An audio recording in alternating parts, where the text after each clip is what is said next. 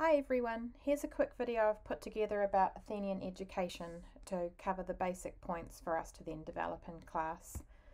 So the key questions you need to be making notes on in your workbook are: number 1, how were young children and girls educated?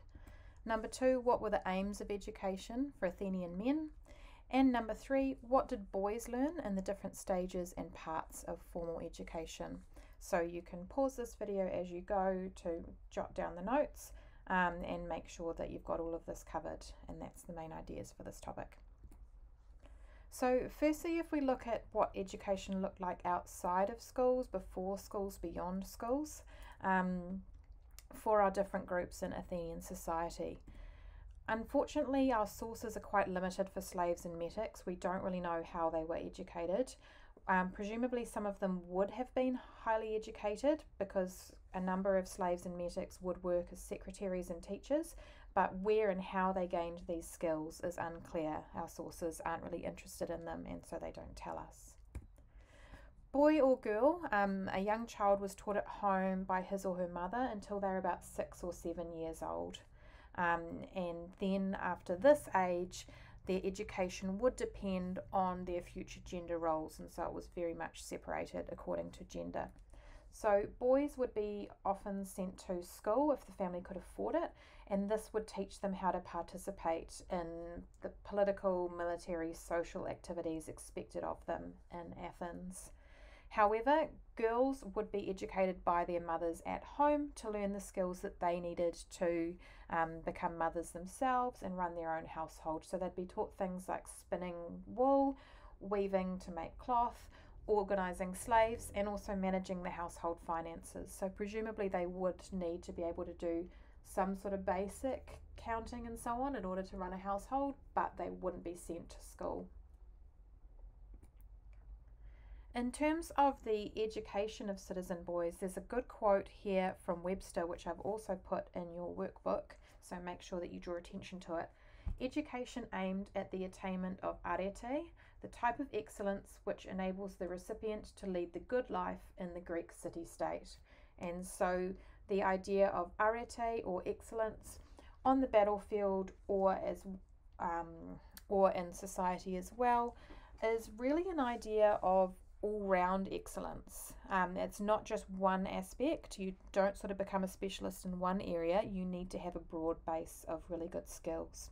And so we see this through what education was like for Athenian boys. In order to contribute well to the democracy of ancient Athens and to the military, you needed to be a well-rounded individual with a range of different skills. And so the basic stages of schooling, you would have 3 different teachers who would cover 3 sort of different subject areas. The first is probably what we'd think of as your basic kind of teacher, who they would teach things like reading, writing, some basic maths, and also knowledge of literature. So those kind of reading and writing subjects, the academic subjects we might call them. But as well as this, there were a couple of other key teachers that were considered equally important in Athenian society. The Paidotribes would be a sort of PE teacher, focusing on those skills that you need to fight well, and this would prepare them for serving in the army of Athens. And finally, you'd also have a music teacher, a Katharistes, and this would teach them how to sing great works of literature to the accompaniment of a lyre, which is a kind of like a mini harp, if you think of it that way. And this would prepare them for social gatherings such as the symposium, because music was an important part of these social get-togethers. But music was also seen as quite character building and the mark of a well-adjusted and civilized man, being able to sing, play music, and also appreciate music. So all of those things were considered important to the Athenians. In terms of what schools actually looked like, teachers tended to be Greeks of very low status, or they could be metics, or they could be slaves.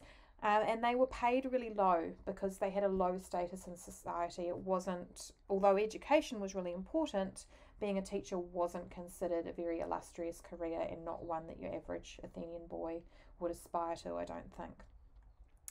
And rather than having purpose-built schools like we have today, a school would be a one teacher tutorial in a room that was rented for the purpose, and so usually it would be one teacher with around 10 to 20 boys. Education was not funded or provided by the state. The parents had to pay for it themselves, and so how much education you received as a boy depended on how much money your parents had and how important they thought it was. So really, education is a privilege rather than a right in Athenian society, and the advanced education that we'll look at shortly was a privilege for the rich. Most men could read or write. This was very important in a democratic society, but if you were a lower class boy from a poor or modest family, you'd most likely be sent out into the workforce after you'd learned the basics so that you can help out the family business and bring money into the family.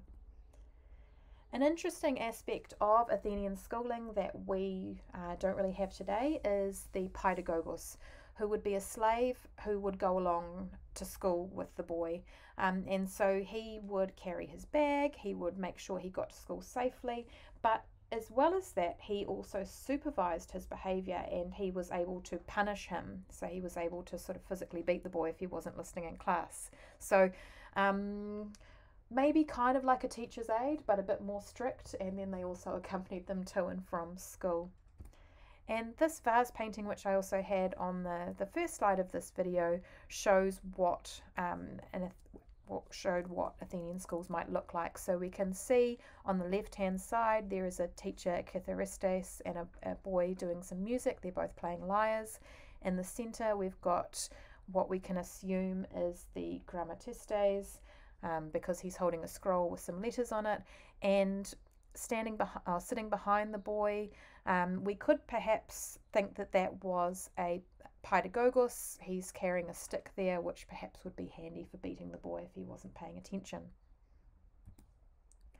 Once you've done that basic stage of schooling, if your parents could afford to and wanted to send you for some further education, some boys would be taught as in their late teens by a teacher known as a sophist.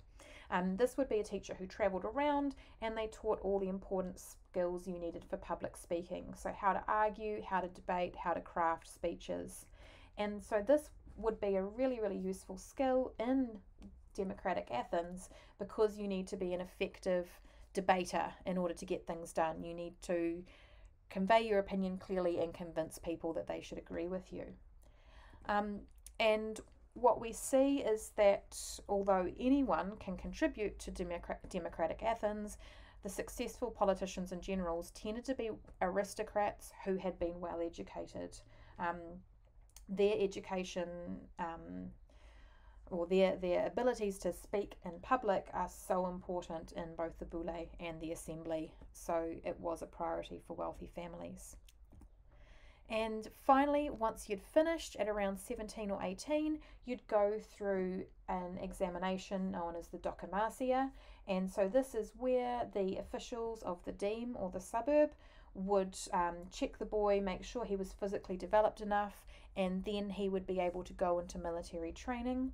As well as this, he would also be enrolled on the list of citizens. It's sort of a coming of age ritual as well. And from then on, he would be expected to attend the assembly and contribute by voting on important political matters in the state. So that's sort of how a boy's education journey finished up. So before you finish up, make sure that you check your notes and that you've got these 3 questions answered. So number 1, how were young children and girls educated? Number 2, what were the aims of education for Athenian men? And number 3, what did boys learn in the different stages and parts of formal education? Once you've got that done, you're ready for class.